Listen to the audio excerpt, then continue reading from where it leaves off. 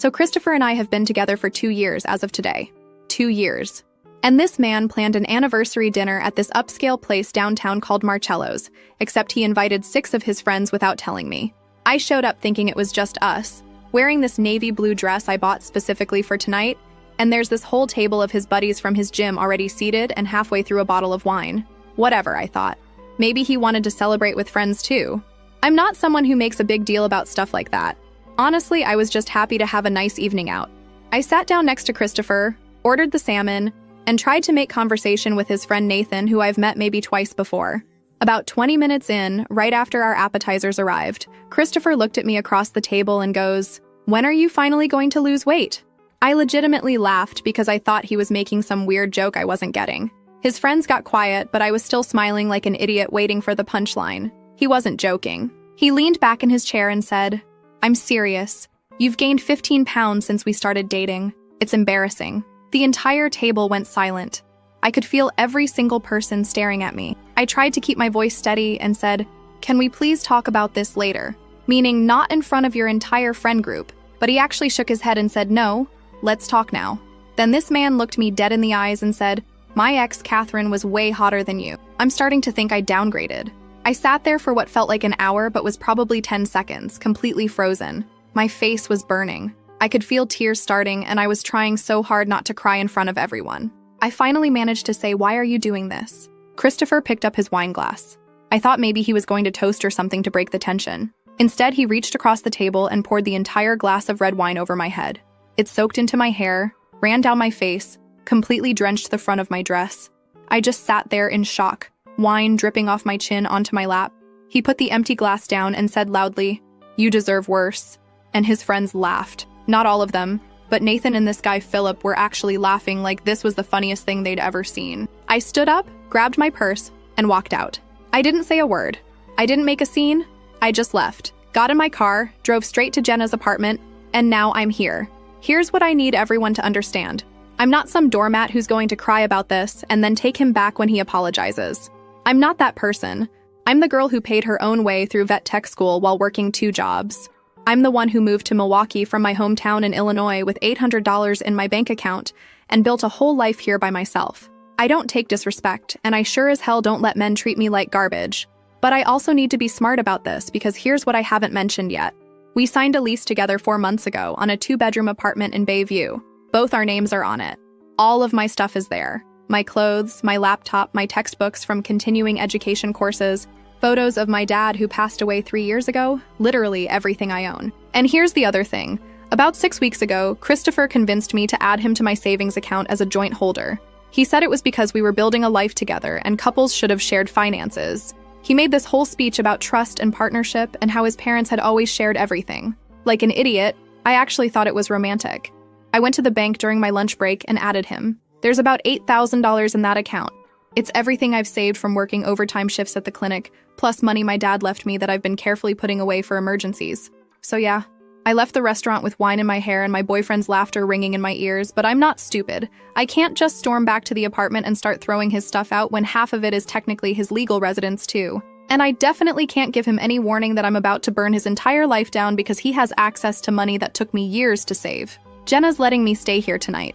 She already offered to go with me tomorrow to get my stuff, and she's texting her brother Benjamin to see what my options are for getting Christopher off the lease and out of my apartment. But right now, I'm just sitting here, still in this wine-stained dress, trying to process what the hell just happened. The thing is, there were signs. I'm looking back now and seeing them so clearly. Like 2 months ago when we went to his company picnic and he introduced me to his coworkers, he made this joke about how I eat like a linebacker. Everyone laughed, but it felt mean. Or 3 weeks ago when I suggested we go hiking and he said, "Why? You're just going to complain about being tired anyway." But tonight was different. Tonight he humiliated me in public, on our anniversary, in front of his friends. He poured wine on me like I was trash. And those men laughed. I keep replaying it in my head. The way he looked at me when he said I was a downgrade from his ex. The sound of the wine glugging out of the glass. Philip's laugh. Jenna came out of her bedroom about an hour ago and found me sitting here in the dark. She asked if I wanted to talk about it, and I told her the whole story. She literally said we're going to destroy him, and I love her for that. But I need to be strategic. I can't just react emotionally.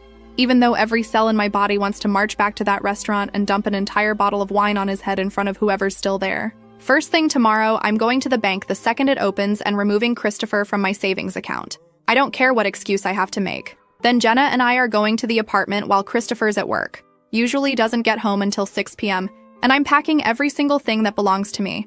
But that's just the beginning. He thinks he embarrassed me tonight. He thinks he humiliated me in front of his friends, and I'm going to go cry about it and maybe beg him to take me back. He has absolutely no idea what's coming. Update. Okay, so remember how I said I was going to be strategic? Yeah, well, things got messy and I found out information that makes this whole situation so much worse than I thought. I barely slept at Jenna's. Around 5 a.m., I was just staring at her ceiling, replaying the wine pouring over my head on repeat. And finally, I got up and got dressed because there was no point trying to sleep anymore.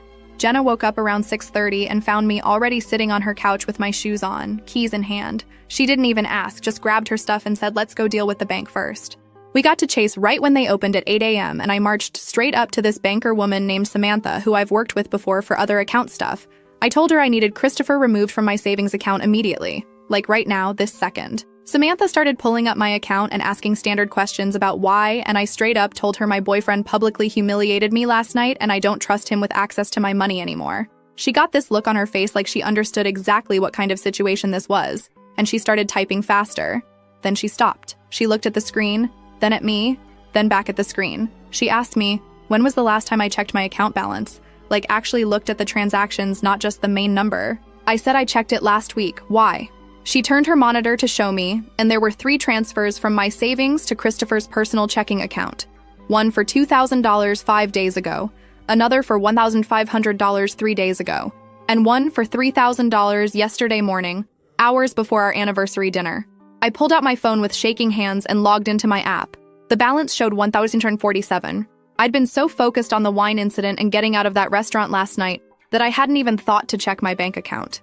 And this morning, I was so angry and sleep-deprived that I just wanted to get to the bank. I didn't think to look first. He took $6,500 of my money, while planning to humiliate me that same night, while knowing he was going to pour wine on me in front of his friends. Jenna started going off right there in the bank. She was saying, "We need to call the police, this is theft, he can't just take her money."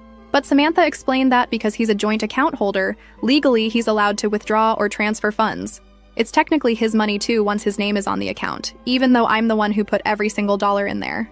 I removed him from the account right then. Samantha processed it immediately, but the money was already gone. $6,500 of my savings, my emergency fund, money my dad left me, just gone. Transferred to Christopher's account where I have zero access and zero legal right to get it back without going to court. We left the bank and I was shaking. Not crying, not sad, just furious. Jenna kept asking if I wanted to wait and calm down before going to the apartment, but I said no, we're going right now. I wanted my stuff out before Christopher got home from work, and I wanted to be gone before I did something I'd regret. We got to the apartment in Bayview around 9:30 a.m. I used my key, walked in, and immediately started throwing my clothes into trash bags because I didn't even want to take the time to fold anything. Jenna was helping me pack up my bathroom stuff when my phone started ringing. Christopher, calling me like nothing happened. I answered on speaker, and before I could say anything, he launched into this explanation about how he was so sorry about last night. He'd had too much to drink, his friends were being idiots and peer pressuring him, he didn't mean any of it. The wine was an accident. He was gesturing with his glass and it just slipped. He felt terrible. I asked him about the $6,500. Just flat out said, "I know you transferred my money to your account. Explain that." He went quiet for like 10 seconds. Then he started talking fast, saying he was going to tell me he'd needed it for something important. He was going to pay me back next month when he got his bonus from work. He kept saying, "It's our money anyway. We're building a life together. What's mine is yours." I told him that's not how joint accounts work when one person contributes 100% of the funds, and also you don't get to take someone's money and then pour wine on them at dinner. Where the hell did my money go? What did you need $6,500 for? And this is where it gets insane. Christopher admitted that he'd been helping his friend Nathan with some expenses. Nathan's going through a divorce and needed money for his lawyer and his new apartment deposit. Christopher felt bad for him and wanted to help out, so he took my money to give to his friend. He gave $6,500 of my savings to Nathan. Nathan, who laughed when Christopher poured wine on me. Nathan, who I've met exactly twice. Christopher took money that I saved from working overtime shifts, money my dead father left me, and handed it to his gym buddy who's going through a divorce. I completely lost it. I was screaming into the phone asking what gives him the right to give my money away, asking if he's lost his entire mind, asking if he seriously thought I wouldn't find out. Jenna was in the background yelling that we're pressing charges, and Christopher started backtracking, saying it was a loan to Nathan. He's going to get it back and return it to me. It's not like the money's gone forever. Then he said the thing that made me see red. He said maybe if I wasn't so selfish about money, he wouldn't have felt like he needed to take it without asking. Maybe if I was more generous and understanding about his friends' situations, he would have felt comfortable just asking me to help Nathan. He literally tried to make this my fault. Like I'm the problem for not wanting to hand over thousands of dollars to a man I barely know. I hung up on him. Jenna and I kept packing, and about 20 minutes later, Christopher came bursting through the apartment door. His face was all red, and he was breathing hard like he'd run up the stairs.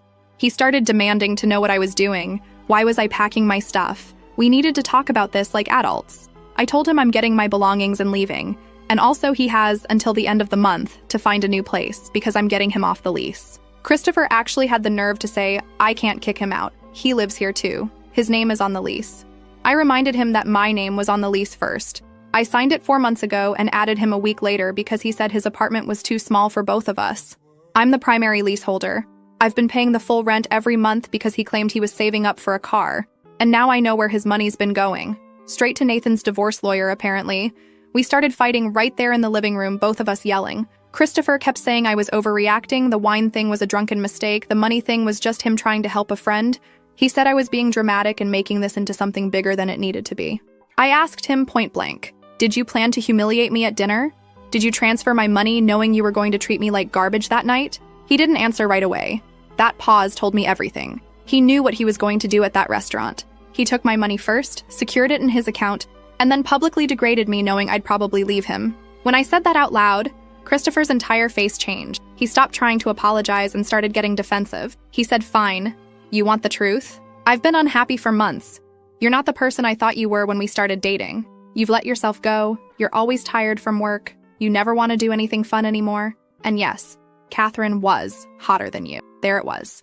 The real reason. He'd been planning this. The money transfer wasn't about helping Nathan, or at least not just about helping Nathan.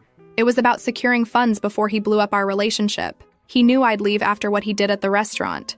He wanted me to leave, and he made sure to take a chunk of my savings first. Jenna told him to get out of the apartment so I could finish packing. Christopher said no. This is his home too. He's not leaving. So I told him fine. Sit there and watch me pack every single thing I own and move out of your life. He stood there in the kitchen while Jenna and I carried bags to her car. Every trip past him, he tried to talk to me, saying we could work this out, maybe we just need some space, maybe couples counseling. I ignored him completely. On my last trip out, carrying a box with my dad's photos and my veterinary textbooks, Christopher grabbed my arm. He said he loves me, he made mistakes, but everyone makes mistakes and I'm being unfair by not even trying to work through this. I looked him dead in the eyes and said, you poured wine on my head in front of your friends and stole $6,500 from me to give to one of those friends. There is no working through this. Let go of my arm. He let go. I walked out. Jenna and I loaded the last of my stuff into her car and her brother Benjamin's truck. He'd shown up halfway through to help, and we left. Now I'm back at Jenna's apartment with all my belongings in trash bags and boxes scattered around her living room. Benjamin's looking into what legal options I have for getting my money back. But he's already warned me that because Christopher was a joint account holder, it's going to be really hard to prove theft. I might have to take him to small claims court, and even then, there's no guarantee. But here's what I keep coming back to. Christopher planned this. He didn't just have a bad night and lose his temper. He transferred money on Tuesday and Thursday, and then treated me like garbage on Friday knowing I'd probably leave. He secured my money first and then burned everything down. And the thing about Nathan needing money for his divorce? I don't even know if that's true. For all I know, Christopher and Nathan are splitting my $6,500 right now. Someone in the comments on my last post said I should check if there's more going on that I don't know about, and honestly, I'm starting to think there is. Because this level of planning, this level of cruelty, doesn't come from nowhere. Tomorrow, I'm going to the leasing office to see what I can do about getting Christopher off the lease. Benjamin's coming with me because apparently these situations can get complicated. But tonight I'm just sitting here, surrounded by trash bags full of my life, trying to figure out what I missed. Final update. Okay, so this update is going to be messy, and probably some of you will think I went too far, but honestly, I don't care anymore. I got my life back and Christopher got exactly what he deserved. After everything that happened in my last update, moving all my stuff out, finding out Christopher stole $6,500, him admitting he gave Nathan $2,000, and refusing to say where the rest went. I was stuck at Jenna's apartment trying to figure out my next move. Benjamin was saying the small claims court process could take months. Franklin at the leasing office said getting Christopher off the lease would take even longer. I was looking at possibly half a year of legal BS while Christopher sat in my apartment that I've been paying for. I called my mom Wednesday night because I needed to vent to someone. I didn't tell her everything, just that Christopher and I broke up and it was really bad, and I was staying with Jenna for a bit. My mom's not stupid though. She kept asking questions and I ended up telling her about the wine at dinner. I still didn't mention the stolen money because I knew if I told her that, she'd tell Billy, and Billy would lose his mind. Well, my mom told Billy anyway. Not about the money, just about the wine. And that was enough. Thursday morning, my phone rang at like 7 a.m. Billy. He said he was getting in his truck right now and driving to Milwaukee. I tried to tell him it wasn't necessary, I was handling it. But he said, no, you're not. You're sleeping on your friend's couch while that asshole is in your apartment. I'm coming. I said, Billy, please don't do anything crazy. He said, I'm not going to do anything crazy. I'm just going to have a conversation with Christopher about respect. Then he hung up. Billy showed up at Jenna's around 9 a.m., came in, gave me this huge hug, and then said, okay, where does this piece of shit live and what's the full story? I told him everything. The anniversary dinner, the wine, Christopher's friends laughing, the $6,500, finding out he'd been planning to leave me for months, the woman named Ariana he'd been seeing, all of it. When I got to the part about the stolen money, he stood up and said, that's it. We're going to get your money back right now. I tried to explain that legally Christopher had a right to the money since he was on the joint account. Billy said I don't give a single fuck about legal. Jenna and I went with him. We drove to the apartment and Billy didn't even knock, just used my key and walked right in. Christopher was on the couch with his laptop wearing sweatpants and a t-shirt. He saw us walk in and immediately jumped up saying, what the hell? You can't just walk in here. This is my home too. I'm calling the police. Billy walked right up to him and said, go ahead, call them. While you're at it, explain to them why you stole $6,500 from my sister. Christopher backed up saying it wasn't stolen, it was a joint account, he had every legal right. Billy said legal, everyone keeps talking about legal. You know what I think about legal? Nothing. You poured wine on my sister's head in front of a room full of people and then stole her money. That's all I need to know. Christopher said Billy needed to leave or he really would call the cops. Billy said, I'm waiting. Call them. They stared at each other for like 10 seconds. Christopher didn't call anyone. Billy said, here's what's going to happen. You're going to open your banking app right now and transfer back whatever money you still have. Christopher said he couldn't, he'd already spent some of it. Billy asked how much he had left. Christopher said he didn't know, maybe $4,000. Billy said, then you're transferring $4,000 right now. Christopher said no, he wasn't doing that. Billy couldn't make him. That's when Billy grabbed Christopher by his shirt and slammed him against the wall. Not pushed, slammed. Christopher's head hit the wall and he made this sound like all the air got knocked out of him. Billy got right in his face and said my sister worked overtime shifts to save that money. My dad, who's dead, left her that money. And you took it so you could leave her after you humiliated her. You're the worst kind of coward and you're going to give her money back or I'm going to make you regret every single decision you made in the last month. Christopher tried to push Billy off and Billy punched him. Right in the face. Hard. Christopher's head snapped to the side and he dropped to his knees holding his face, blood starting to come out of his nose. Billy said, get up. Christopher stayed on the floor saying Billy couldn't do this. This was assault. He was calling the police. Billy said then call them, but you're transferring that money first. Christopher got up slowly, his nose bleeding. He got his phone out with shaking hands and opened his banking app. Billy stood right behind him watching the screen. Christopher transferred $4,200. Billy made him show the confirmation. I checked my account on my phone. $4,200 had just come in. Billy said now you're going to tell me where the rest of the money is. Christopher said he gave $2,000 to Nathan months ago. Nathan's been paying him back in installments. Billy said how much has Nathan paid back? Christopher said $800. Billy said so Nathan has $200 of my sister's money. Give me his number. Christopher tried to say Nathan didn't have the money anymore. It went to his lawyer. Billy said I don't care. Give me his number. Christopher gave him Nathan's number. Then Billy said you've got 2 weeks to get out of this apartment. Christopher started to say something about the lease and Billy grabbed him by the shirt again and said, I don't want to hear about the lease. You're going to be gone in 2 weeks or I'm coming back and we're not going to have a conversation next time. Christopher just nodded, still holding his bleeding nose. We left. In the car, Billy called Nathan right there on speaker. Nathan answered and Billy said, this is Billy. I'm the brother of the woman whose money Christopher stole. I understand you got $2,000 of that money. Nathan started stammering saying Christopher told him it was a loan. He didn't know it was stolen. He'd already paid back $800. Billy said I don't care what Christopher told you. You've got $200 that belongs to my sister and you're going to return it. All of it. Nathan said he didn't have $200, he'd used it for his lawyer. He could maybe get $500 together. Billy said you've got until Saturday to get me $200. or I'm driving to wherever you live and we're going to have the same conversation I just had with Christopher. Nathan said, okay. He'd figure it out, just give him until Saturday. Billy hung up and looked at me. Said you're getting your money back. All of it. I don't care what I have to do. I asked if Christopher would actually call the cops. Billy said maybe, but what's he going to say? I came over to talk about him stealing from you and things got physical? Let him call. I'll deal with it. Christopher never called the police. Friday afternoon, I was at work when Geraldine came in with her 2 dogs for their appointment. We got to talking while I was checking in her dogs and she asked how I was doing. I don't know why, but I just told her. Told her I'd broken up with my boyfriend. Told her he worked at her husband's company. Told her his name was Christopher. She said, wait, Christopher? I said, yeah, how did you know? She said he's on her husband's team. She's met him a few times at company events. Then I don't know what came over me, but I just started telling her everything. About the anniversary dinner, the wine, the stolen money. About how Christopher had been planning to leave me for months. About how he'd been seeing someone else named Ariana. Then I told her about things Christopher had said about her and her husband. I didn't have recordings or proof, just things Nathan had mentioned to me. How Christopher would mock her appearance to the guys at the office after she'd leave. How Christopher thought her husband was clueless and easy to manipulate. How Christopher had bragged about doing things to his boss's food and drinks when he wasn't looking. I didn't know exactly what, but Christopher had implied it to his friends. Geraldine went completely still. She said, Christopher did what to my husband's food? I said I don't have proof. But Nathan told me Christopher used to brag to their gym friends about messing with his boss's food and drinks because he thought it was funny. Geraldine looked like she was going to be sick. She said she needed to go, she needed to talk to her husband immediately. She left without even finishing the dog's appointment, just grabbed them and walked out. That weekend was a blur.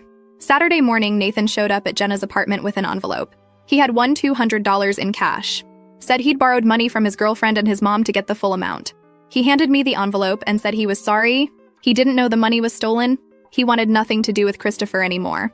So now I had $5,400 back. Still missing $100, but way better than nothing. Monday morning, I got a text from Geraldine. She said her husband had called Christopher into a meeting Friday afternoon. Christopher denied everything, said I was lying, said I was a bitter ex making up stories. But Geraldine's husband didn't believe him. He said the stories were too specific, too detailed, and matched up with concerns he'd had about Christopher's behavior for months. Christopher was fired. Not for provable theft or assault, but for conduct unbecoming and loss of trust. Geraldine said her husband felt physically ill thinking about what Christopher might have done to his food over the months. Then Christopher started blowing up my phone, saying Billy assaulted him and he was pressing charges, saying I'd lied to his boss and got him fired, saying I'd ruined his life. I didn't respond to any of it. Wednesday, Franklin from the leasing office called me. Said Christopher had contacted him saying he'd be moving out by the end of the month. Said Christopher claimed he couldn't afford the apartment anymore without his job. Franklin asked if I'd be taking over the full lease and I said yes, absolutely. The next 2 weeks were tense. I was terrified Christopher would actually press charges against Billy, but he never did. Benjamin said Christopher probably realized that pressing assault charges would open him up to me pressing theft charges, and it would all come out about the money and the joint account and how he'd planned the whole thing. Christopher moved out the last week of November. Billy drove back up to Milwaukee to be there when it happened, just to make sure there was no drama. Christopher had a black eye that had faded to yellow-green and a still swollen nose. He wouldn't even look at Billy, just packed his stuff and left. I'm writing this from my apartment. My name is the only one on the lease now. I got $5,400 of my $6,500 back. I'm still missing $100 and I'll probably never see it. But honestly, I don't even care anymore. Some people might say Billy went too far. That violence isn't the answer. That we should have done everything legally through the courts. But you know what? The courts would have taken 6 months and cost thousands in legal fees, and I might not have gotten anything back. Billy took one afternoon and got me $4,200 back immediately. Nathan gave me another $1,200 because Billy scared him into it. I'm back in my apartment months earlier than I would have been through legal channels. Yeah, Christopher has a black eye and a broken nose. And honestly, he earned it. He poured wine on my head in front of his friends. He stole from me. He planned the whole thing for months. He deserved every second of what Billy did to him.